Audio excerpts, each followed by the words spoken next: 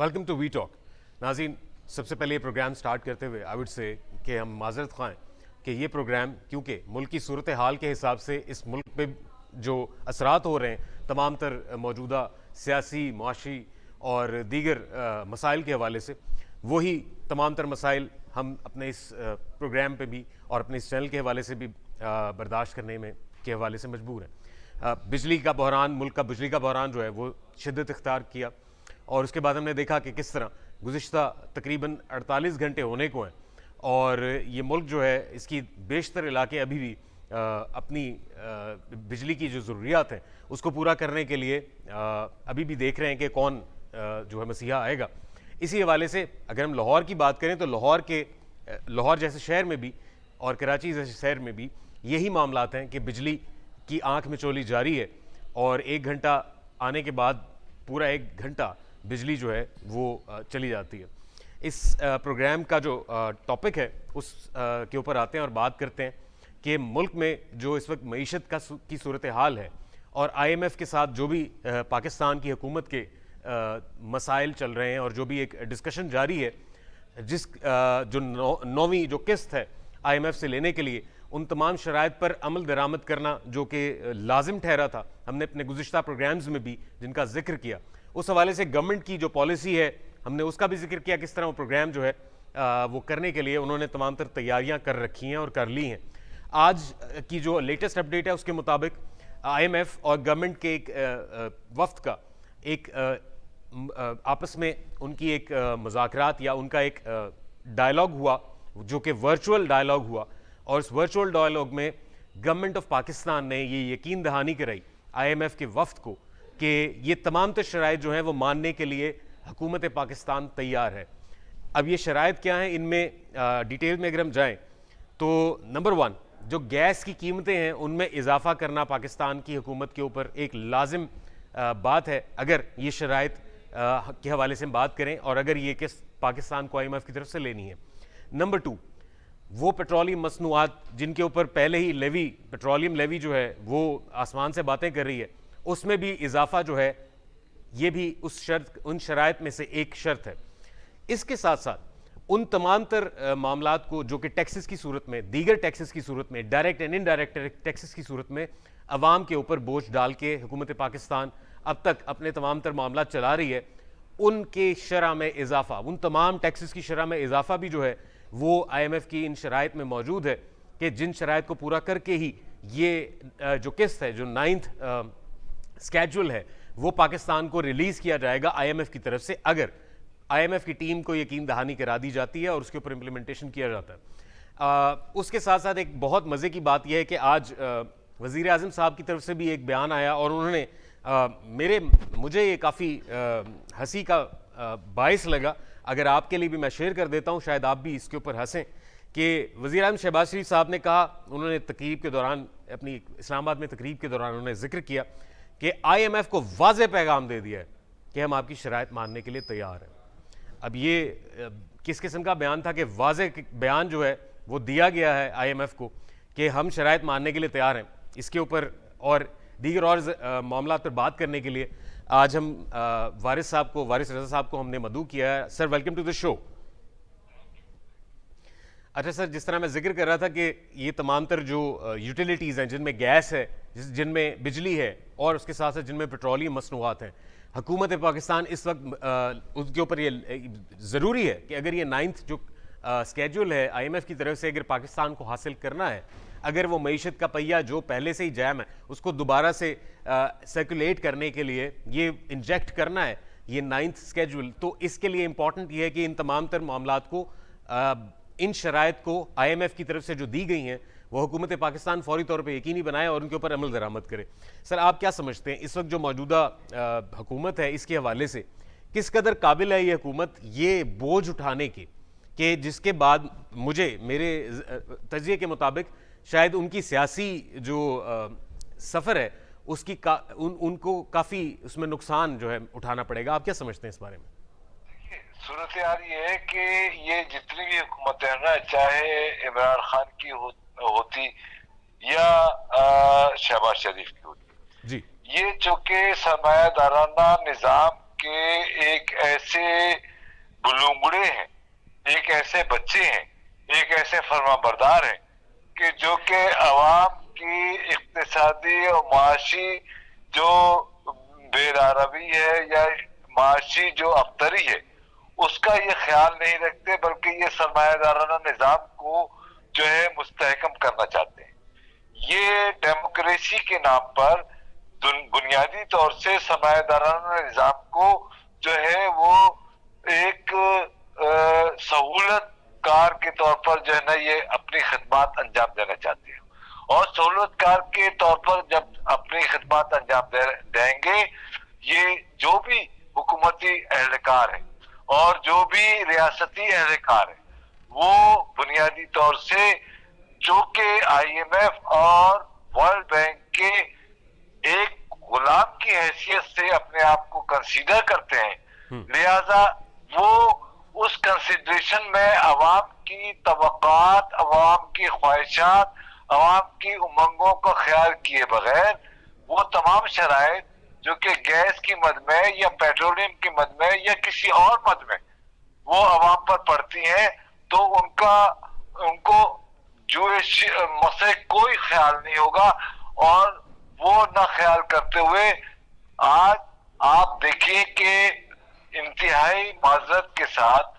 انتہائی شرمناک بیان ہے آپ کے پرائم منسٹر کا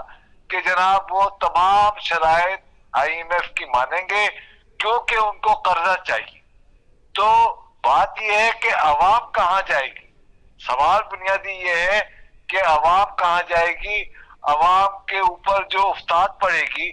یہ افتاد جو ہے وہ کرٹیل کیوں نہیں ہوتی آپ کے اخراجات میں، آپ کے لیوش اسٹائل آف گورننس میں یا لیوش اسٹائل آف لیکن سر یہاں پہ معذرت کے ساتھ سر آپ کی قطع کلامی معاف، لیکن یہاں پہ ایک سوال یہ پیدا ہوتا ہے سر، یہاں پہ سوال ایک پیدا ہوتا ہے کہ یہ ٹھیک ہے آپ نے جس طرح کہا کہ کوئی بھی حکومت ہوتی، چاہے وہ عمران خان صاحب ہوتے یا کوئی اور حکومت ہوتی، وہ یہ مجبور ہوتی ہے کام کرنے کے لیے، لیکن سر بات یہ ہے کہ کیا اس سرمایہ دارانہ نظام کے علاوہ آپ کیا سمجھتے ہیں کہ کون سا ایسا پیرلل سسٹم ہے جو اڈاپٹ کیا جائے تاکہ عوام کا بھلا ہو؟ اس سوال کے لیے آپ کو معذرت کے ساتھ آپ کو تھوڑا سا انتظار کرنا پڑے گا، ہم واپس آتے ہیں بریک کے بعد یہیں سے میں سوال دوبارہ آپ سے چاہوں گا کہ آپ اس کے اوپر رسپونڈ کیجئے۔ ناظرین، see you after the break.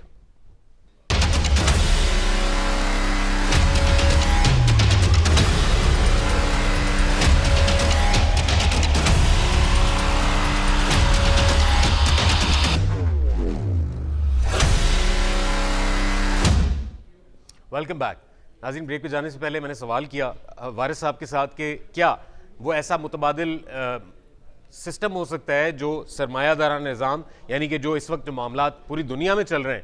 پوری دنیا جس طریقے سے اپنی معیشت کو چلا رہی ہے، اس کے پیرلل کیا ایسا سسٹم ہو سکتا ہے جو عوام کی فلاح کے اوپر کام کرے، یا کیا ایسا متبادل سسٹم ہے؟ سر کیا سمجھتے ہیں آپ کیا متبادل ہم سمجھتے ہیں کہ اس سرمایہ دارانہ نظام کے اگینسٹ آئی ایم ایف یا ورلڈ بینک کی اگر ہم بات کریں یا دیگر اداروں کی بات کریں، ان کے پیرلل ہم کیا ایسا بوجھ ڈال سکتے ہیں اپنی معیشت کا کسی اور دیگر اداروں پر یا دیگر ممالک پر؟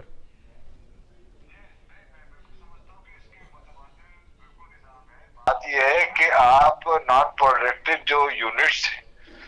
جیسے کہ آپ کی پینشن کا، فوجی پینشن کا یہ ایک مسئلہ ہے جو کہ $4 ارب جو ہے نا وہ ایک سویلین کھاتے میں ڈال دیا گیا ہے، اس کو آپ ختم کریں۔ جو نان پروڈکٹیو اخراجات ہیں دیگر مد میں وہ جو ہے نا وہ ختم کریں۔ تو جب آپ وہ تمام اخراجات ختم کریں گے، آپ کو اندازہ ہے کہ نان پروڈکٹیو اخراجات جو ہے اس کو ختم کرنے کا فائدہ جو ہے وہ یہ ہے کہ $12 ارب جو ہے وہ آپ کے بچت ہوں گے۔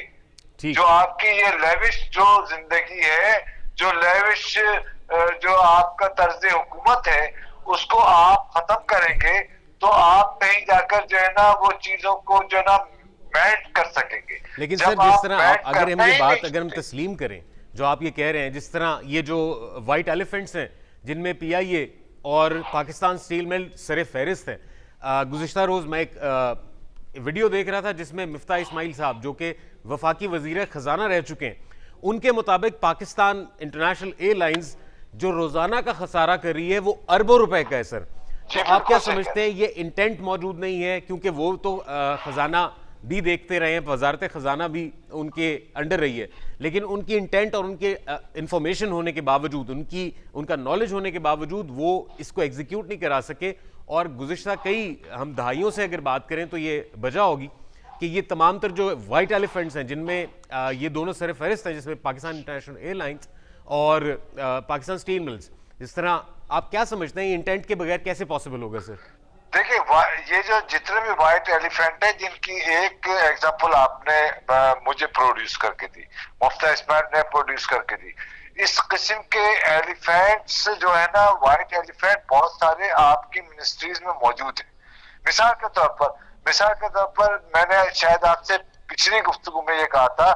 कि मिनिस्ट्री ऑफ इंफॉर्मेशन रखने की क्या जरूरत है, उसकी लेविश या जो व्हाइट एलिफेंट रखने की जरूरत क्या है। बात यह है कि इस किस्म के बुतेरे ऐसे इक़दामात हैं जो कि कर्टेल करके और आवाम को उनका बराह रास्त रिलीफ दिया जा सकता है। लेकिन बात यह है कि जाहिर बात यह है कि आपकी इंटेंस जो है, वो इंटेंशन जो है वो ये है कि आवाम को रिलीफ देना है या नहीं देना। जब आपकी इंटेंशन ही आवाम को रिलीफ न देना की है, तो आप व्हाइट एलिफेंट जो कि आपने भी कुछ बताया, कुछ मुफ्ता इस्माइल ने बताया, कुछ मैंने बताया, तो वो व्हाइट एलिफेंट जो है ना, वो आपके सर पर सवार रहेंगे जी। और आपने उनको सवार रख रखा है। आप मुझे बताइए कि जो अखराजात हैं कौमी असम्बली के अखराजात जो है, वो क्या व्हाइट एलिफेंट नहीं है कि वहां पर रोटी जो है ना 2 रुपए की मिलती है, रोटी जो है 5 रुपए की मिलती है। क्या ये व्हाइट एलिफेंट नहीं है? क्या ये नहीं सर IMF की शराइत में, जिस तरह आपने जिक्र किया कि ये जो सब्सिडाइज्ड रेट पे जो ये अशरिया खुर्द-ओ-नोश के साथ साथ जितनी यूटिलिटीज हैं, इन पे सब्सिडी को भी, उसकी शरह को भी कम करके उसको खत्म करने की भी शर्त मौजूद है सर। बिल्कुल है। मैं यही तो आपसे अर्ज कर रहा हूं कि आपने जो लेविश जो तरीकेकार रख रखा है हुकूमत करने का, अगर आप उस लेविश तरीकेकार को, जो कि सरमायादाराना नहीं बल्कि बरतानवी साम्राज्य का दिया हुआ एक ऐसा टूल है जो कि आपको हाकमियत का एक अंदाज जो है वो बताता है, और हाकमियत का अंदाज जो है ना, आवाम को, महरूम तबकात को जो है ना एक एंजाइटी में ले जाने का जो अंदाज है, वो जब तक महरूम तबकात को एंजाइटी में ले जाने का अंदाज आपकी सोच में, आपकी फिक्र में तब्दील नहीं होगा, उस वक्त तक जो है ये सरमायादाराना भूत जो है, ये सरमायादाराना जो निजाम है, जो कि आवाम के खिलाफ निजाम है, वो आप पर मुसल्लत रहेगा और आप उसका कुछ नहीं कर सकते। बिल्कुल ठीक। अच्छा सर, एक और अहम जो खबर है वो इसी तकरीब से जुड़ी हुई है जो इस्लामाबाद में वज़ीर आज़म शहबाज शरीफ साहब ने की, और उस तकरीब में उन्होंने खिताब के दौरान एक और बात भी की। उन्होंने एक ऐलान किया कर्ज़ों की एक स्कीम का, जो कि नौजवानों के लिए अनाउंस की गई है, जिसमें 5 लाख से लेकर 75 लाख तक की जो रकम है वो आसान अक़सात में और आसान शराइत पर और कम शरह सूद के ऊपर वो नौजवानों को जो है वो फराहम की जाएगी। सर, एक तरफ तो हम शराइत मानने के लिए जो है वो तैयार हैं, दूसरी तरफ ये इस किस्म की जो ये इंजेक्शंस दिए जाते हैं कि पाकिस्तान की जो अवाम, पाकिस्तान की ख़ास तौर पे जो यूथ है,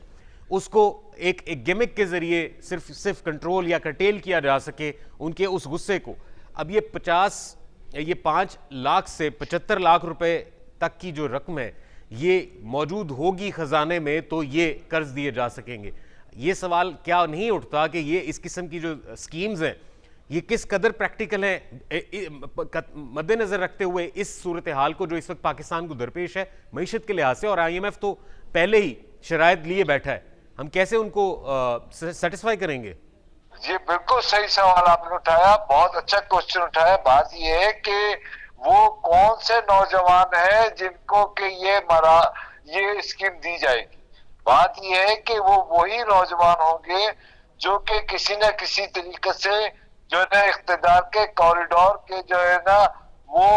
کسی نہ کسی طریقے سے رکھوالے ہوں گے یا یہ کہ کسی نہ کسی طریقے سے سہولت کار بنیں گے. تو بات یہ ہے کہ عام آدمی تک جو ریچ ہے کہ کیا اس قرضے کی ہے یا نہیں ہے. سوال یہ زیادہ اہم ہے کہ اس قرضے کی ریچ جو ہے وہ ایک ڈاؤن ٹروڈن پیپل کا بیٹا کیا اٹھا پائے گا. آپ شرائط ہی اتنی لگا دیتے ہیں اس کے سامنے کہ وہ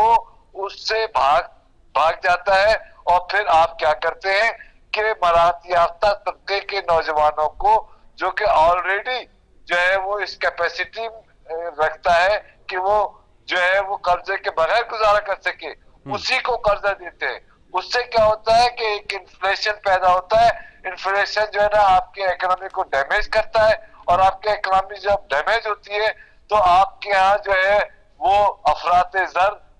بڑھتا ہے, اور افراط زر کے ساتھ ساتھ جو ہے نا قرضوں کا حجم بڑھتا ہے, جس کی وجہ سے آپ کیا معاشی صورتحال ابتری کی طرف جاتی ہے. بالکل ٹھیک سر تھینک یو سو مچ. ابھی ایک اور اہم سوال میں لاسٹلی بریفلی آپ سے پوچھوں گا اور چاہوں گا کہ آپ اس کا ذرا جواب دیں کہ اس وقت جب پاکستان یہ تمام تر معاشی حالات میں اور مشکلات میں اس وقت مبتلا ہے, تو آپ کیا دیکھتے ہیں پاکستان کا فیوچر؟ اگر ہم 3 مہینے کا اگر ایک پیریڈ لیں اور اس کے اوپر ہم اس کو محیط کریں اور کہیں کہ 3 ماہ بعد اگر الیکشنز ہو جاتے ہیں, الیکشنز کے بعد آنے والی جو نئی حکومت ہے, چاہے وہ پیپلز پارٹی کی ہو, چاہے وہ نون لیگ کی ہو, چاہے وہ پی ٹی آئی کی ہو, یا دیگر جماعتوں کے ساتھ الحاق شدہ ایک اور جو ہے وہ ہنگ پارلیمنٹ ہمارے سامنے ہے, تو کیا آپ سمجھتے ہیں کہ اتنی طاقت رکھتی ہے, یہ سکت ہے اتنی پاکستان کی اس وقت کی موجودہ صورتحال اور تمام تر وسائل کے پیش نظر کہ کیا یہ بحران جو ہے وہ حل ہو جائے گا, یا پاکستان میں آنے والا سال جو ہے وہ بہتری اور مستقبل کے حوالے سے جو ہے وہ خوشائند ثابت ہوگا؟ دیکھیں, اس میں ایک بہت الارمنگ بات آپ سے کرنا چاہتا ہوں کہ جب کسی بھی خطے کی عوام, کسی بھی ملک کے عوام جب خاموشی اختیار کر لے تو اقتدار کے ایوانوں کو اس بات کو سمجھنا چاہیے کہ اس کی خاموشی جو ہے نا وہ کوئی جوالا بھار جو ہے نا جو لانے والی ہے. تو جوالا بھار بھٹا لانے سے پہلے عوام جو ہے یہ جو خاموش ہے, یہ خاموش نہیں ہے بلکہ یہ خاموش احتجاج کو اپنے اندر جو ہے نا پکا رہی ہے. جب یہ پکا لے گی اور جب یہ پھٹے گی تو آپ اقتدار کے ایوانوں کو نہیں بچا سکتے, چاہے آپ کتنا ہی اپنے آپ کو محفوظ کر سکیں. عوام کے غیظ و غضب سے, عوام کے قہر سے, عوام کے احتجاج سے, عوام کے جو ہے ریئیکشن سے آپ اپنے آپ کو نہیں بچا سکتے. لہذا جتنی بھی حکومتیں ہیں, چاہے وہ موجودہ ہو چاہے آنے والی ہو. Sir thank you so much for your time. Unfortunately ہمارے پروگرام کا وقت جو ہے وہ ختم ہو رہا ہے. مختصر وقت کے لیے ناظرین ہماری کوشش ہے کہ ہم اپنے اس پروگرام کے مطابق, ہم اپنے اس پروگرام کے اصل ضرورت کے مطابق جو ہمارا اس کا مقصد ہے اس کے مطابق ان تمام مسائل کے اوپر ڈسکشنز کریں اور ان تمام مسائل کا حل جو ہے شاید جاننے میں اور پہچاننے میں آسانی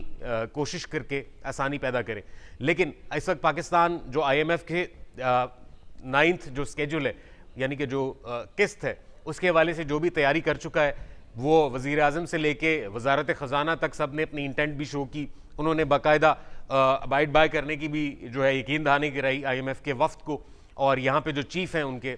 اس پروگرام کے, اس حوالے سے ان کے ساتھ جو ہے وہ ملاقات ہوئی. اور پھر آج وزیر اعظم صاحب نے جو اسلام آباد میں ایک تقریب سے خطاب کے دوران اپنی انٹینٹ شو کی, انہوں نے کہا جی کہ واضح پیغام دے دیا ہے آئی ایم ایف کو کہ ہم آپ کی شرطیں ماننے کے لیے تیار ہیں, لہٰذا آپ ہم سے ڈرنے کی ضرورت نہیں ہے آپ کو, اور ہم ڈرنے والے بھی نہیں ہیں. ان تمام تر حالات میں اب آنے والا وقت کیا ہوگا یہ وقت ہی بتائے گا, اور یہ حالات جو ہیں کیا کس قدر جو ہے بدلیں گے یہ ہم دیکھیں گے. لیکن ہم آنکھیں اور دماغ کھلے رکھ کے اور آنے والے وقت کا تعین کر کے اپنے مستقبل کو ضرور اپنے مد نظر رکھیں گے. اگلے پروگرام کے لیے مجھے اجازت دیجیے. اللہ حافظ.